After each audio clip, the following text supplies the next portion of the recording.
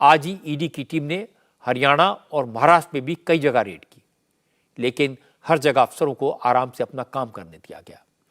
हरियाणा के mining scam को लेकर ईडी की टीम्स ने इंडियन नेशनल लोकदल, कांग्रेस और बीजेपी के नेताओं के ठिकानों पर रेड्स की। यमुनानगर, सोनीपत, मोहाली, फरीदाबाद, चंडीगढ़ और करनाल जैसे कई शहरों में एक साथ छापेमारी हुई।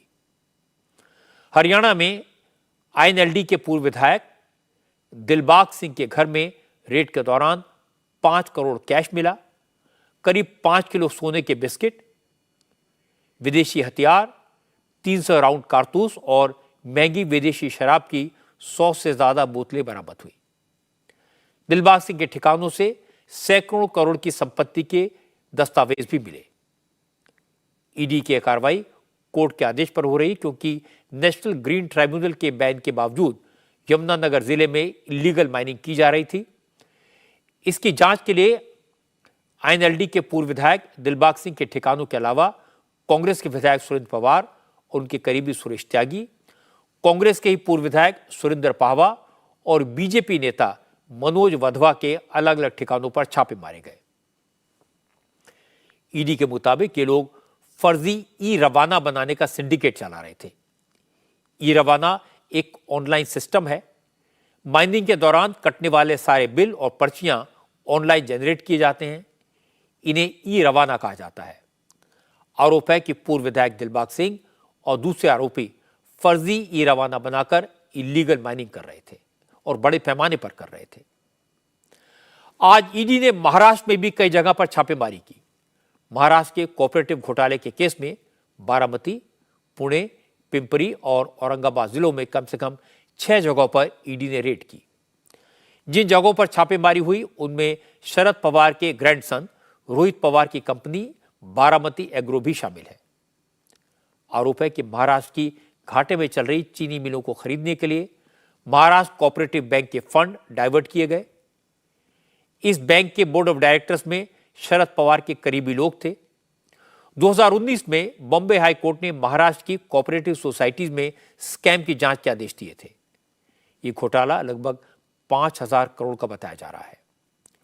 कोर्ट के आदेश के बाद मुंबई पुलिस की इकोनॉमिक ऑफेंसेस विंग ने शरद पवार और अजित पवार के खिलाफ केस दर्ज किया था। हालांकि बाद में मुंबई पुलिस ने सबूतों की कमी की बात कहकर केस बंद कर दिया था, लेकिन ईडी ने इसका विरोध किया और अब ईडी मनी लॉन्ड्रिंग के एंगल से इस मामले की जांच कर रही है। जिस बारामती एग्रो के दफ्तरों पर छापेमारी की गई उसके सीईओ और ओनर रोहित पवार हैं। रोहित पवार एनसीपी के विधायक हैं। आज रोहित पवार की कंपनी पर ईडी के छापों के बाद पार्टी ने खुलकर उनका समर्थन किया। शरद पवार गुट के विधायक जितेंद्र अवार्ड ने कहा, रोहित पवार के साथ जो कुछ हो रहा है वो ठीक नहीं है। ये सब विरोधी दलों के नेताओं पर प्रेशर बनाने की रणनीति का हिस्सा है। रोहित पवार के साथ जो हुआ वो बुरा हुआ, ऐसा नहीं होना चाहिए। वो अगर बात करता है तो उसको अम्बेडकर साहब ने बोलने का स्वातंत्र दिया है। अब जो भी है वो देखा जाएगा, लेकिन रोहित पवार के साथ ऐसा नहीं होना चाहिए। नौजवान है, अभी राजनीति में आया है, उठ के खड़ा हो रहा है, पवार साहब के साथ कंधे से कंधा लगा के लड़ रहा है। मुझे लगता है कि जो हुआ उसके साथ गलत हुआ।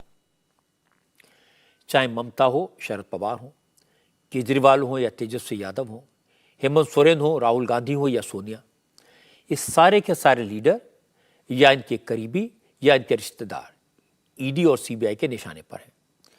इसलिए इनका यह कहना तो बनता है कि बीजेपी ईडी और सीबीआई का इस्तेमाल विरोधी दलों के नेताओं को डराने के लिए कर रही है। उनका तर्क यह भी है कि चुनाव आने वाले हैं, इसलिए सरकारी एजेंसी का दुरुपयोग लगातार किया जा रहा है।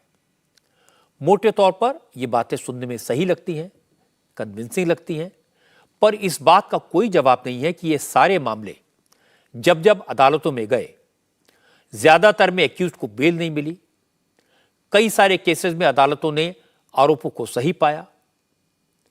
जहां तक चुनाव का सवाल है तो आजकल सिस्टम ऐसा है कि चुनाव तो हर वक्त होते रहते हैं और यही विरोधी दलों के नेताओं की प्रॉब्लम हो गई है।